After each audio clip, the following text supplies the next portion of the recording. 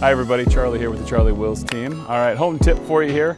Got a bottle of car protectant. You might wonder what I'm doing with this, and a nice cloth. These are more of a static resistant. They don't bring a lot of extra lint with them, and you'll see why here in just a second.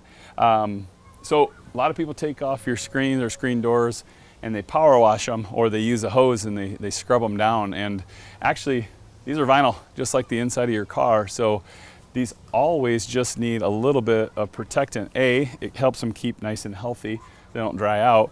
But B, it cleans them up for you, and it's a really easy way. So don't spray on here. You'll spray through and then you'll have a bunch of extra material. But what I do here is I just come on the pad, spray a little bit on here. And what's really nice about this, as you can see, all it does is you can wipe down the screen. Okay, and even when you get some of those bubbles, you wipe them right off. And you're able to clean your screens up. And as you can notice, and maybe you can or can't see this, but as you can notice in the difference here is the top of the screen versus what you can see here, the line is so dusty and dirty down here versus what's up here. The nice thing about this vinyl protector too is that you're conditioning this vinyl, and you'll help your screens last a little bit longer by coming in here and using this protectant. So here's the area that's protected, and you can see that it's been cleaned and it's nice and dark and black. And the area below here is brown and dusty and dirty, and you can tell the difference. And I pulled this terry cloth right across the edge here just so you could kind of see the line and the difference between there. Hopefully the camera's picking that up.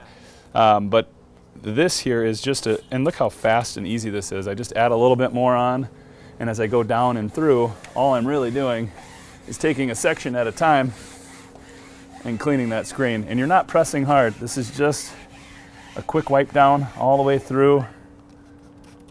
Okay, just to make sure you got enough on there to keep it nice and liquid.